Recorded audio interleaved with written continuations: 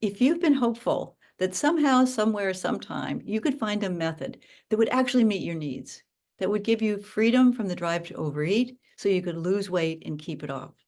And more than that, it would be scientific, proven, affordable, and practical, something like you could do with an app.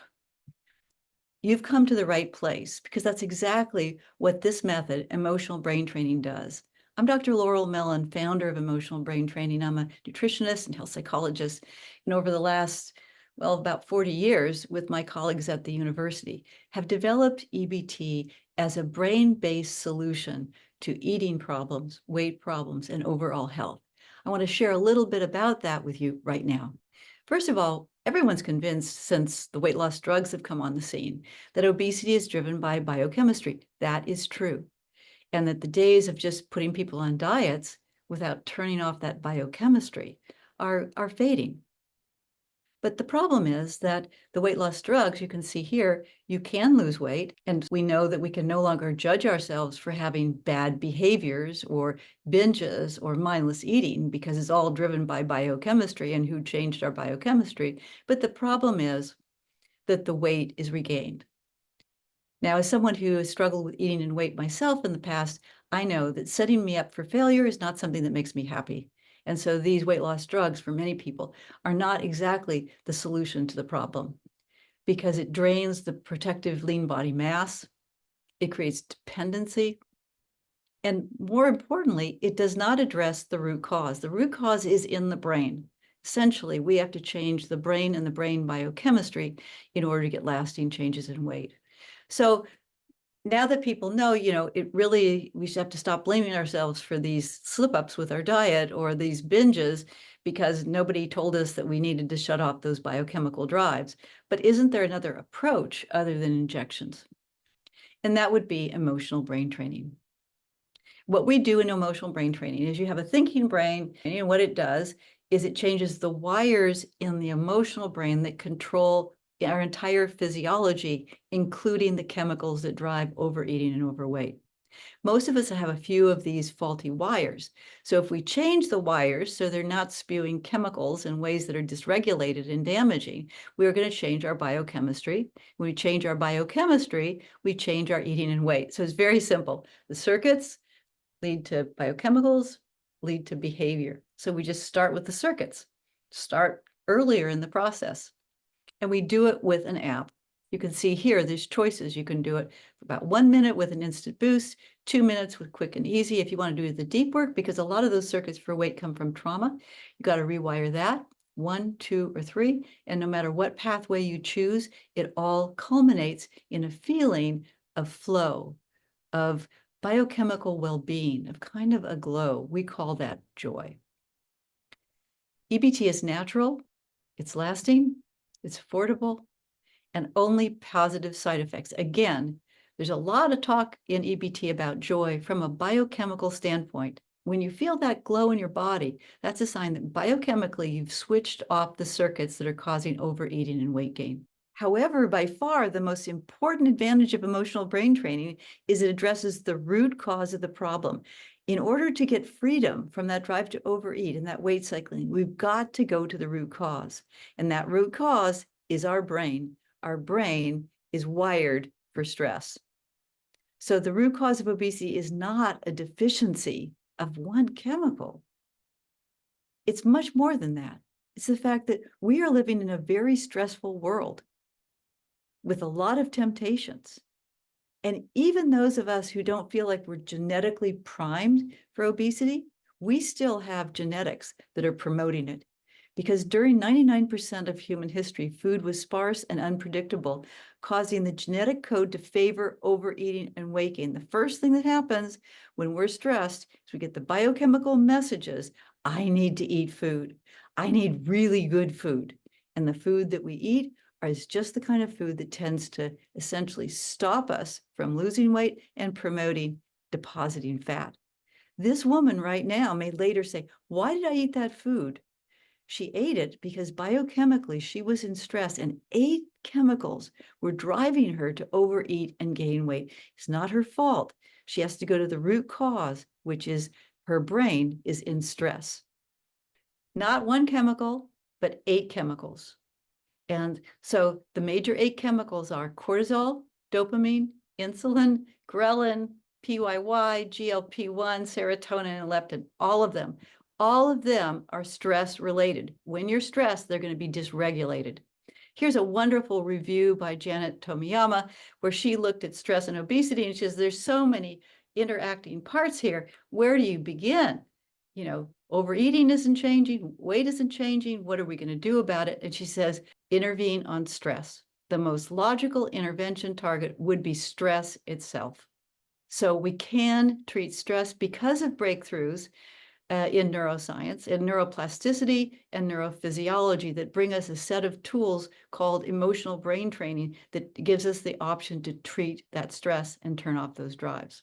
And what we're going to do is all of us have a few of these ineffective circuits that get us triggered so that we're overeating. Now, you know, I got mine when I was about 11. I was really depressed and I'd been bullied at school. I came home, I reached for some food. They were cinnamon rolls because I didn't know what to do with myself. I wanted to disconnect, and formed a brain circuit that then gave me a fight or flight drive to overeat. So we want to turn off those drives, and those circuits are emotional circuits. They don't respond to mindfulness, cognitive change, or positive thinking. They're emotional circuits that have to be processed emotionally, and that's what EBT does. So what about these circuits that drive us? Well, we all have moments where we're in fight or flight, and if we reach for food like I did, we end up having an ineffective circuit that drives these biochemicals. So we have a fight or flight drive to overeat. Maybe we go numb, maybe we go way high, maybe we go low, but it is a fight or flight drive and we're going to obey it. So the message encoded in the circuit is, I get my safety, my existence, my love, my power, my comfort, my everything from eating, maybe eating until I'm stuffed. And so I have that circuit in my brain. If we don't rewire it, it can be there for the rest of our lives. So here we are stuck with an ineffective circuit that drives overeating and weight gain. What we do in EBT is identify those circuits and change them. That changes our biochemistry. And when we change the biochemistry, we don't have those chemicals at us. What happens is, you know, we eat when we're hungry. We stop when we're just satisfied. We meet our needs in other ways. So what EBT does is it separates out that connection between the fight or flight circuit and the food and makes it into an effective circuit so we can eat healthy and lose weight. Instead of the message being, I get my everything from food, I get my safety from connecting to the deepest part of myself, from inside me, where I can tell whether I'm hungry or whatever that need is and satisfy it. And it leads to healthy eating and weight. So what we want is our brain stocked with effective circuits that drive healthy eating and weight. And here's an example of a woman who has rewired a circuit, because when you rewire circuits, it's a brand new feeling. If you've not used EBT before, it's quite startling to find that you can actually turn off that drive. Let's take a look. Food is not my go-to. There's no drive to eat when I get very stressed.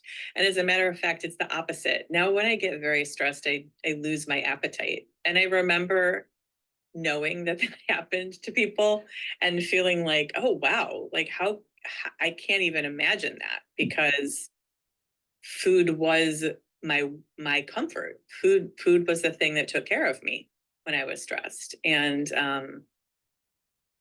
the drive for that is just gone. Yeah. It's just really gone. And it's kind of amazing. Yeah. I was noticing that actually quite recently as I was going through a pretty big stressor in my life, that the idea that food could comfort me or make the situation feel better in any way was just not present. And of course, it never really did make the situation better, but it really felt like it did for a very long period of my life. Yeah. So it's kind of amazing that that's just not there. It's much like when you have this wonderful lover that you just adore. This person was wonderful in your life, and you just thought you were in heaven because of this relationship with this person, kind of like a false high.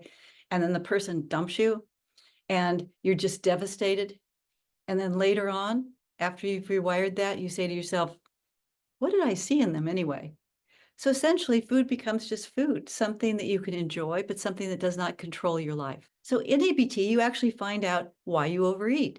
You activate the circuit from your unconscious mind. The message comes up to your conscious mind, and you figure out why you do overeat, and then you change the message. It's different than a cognitive approach because the message comes from your unconscious mind, because these circuits are stored in your unconscious mind. Unless you get that message, you can't really rewire the circuit.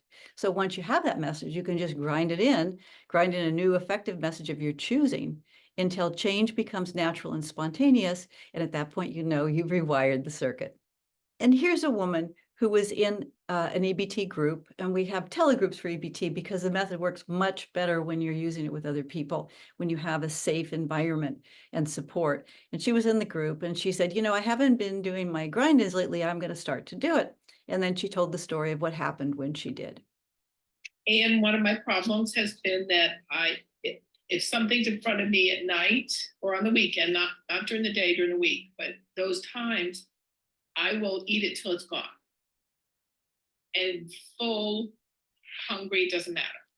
So I started doing a grind in, and I haven't been good about doing them before I eat.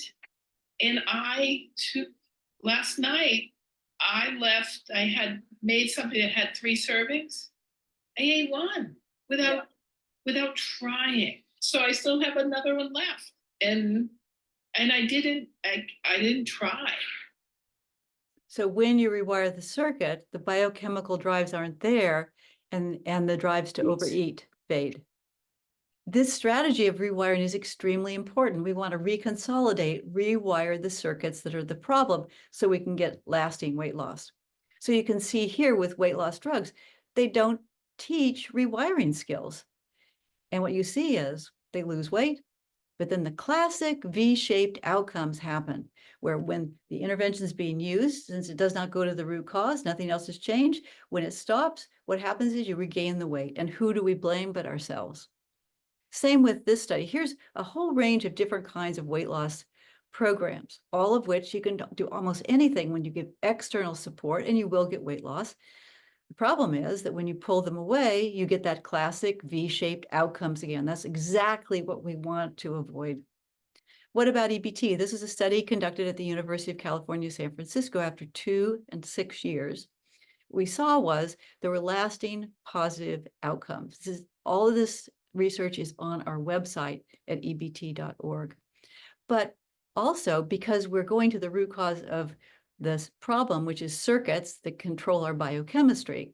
When you improve your biochemistry, you have broad spectrum lasting changes in a variety of areas that make it easier to lose weight and keep it off.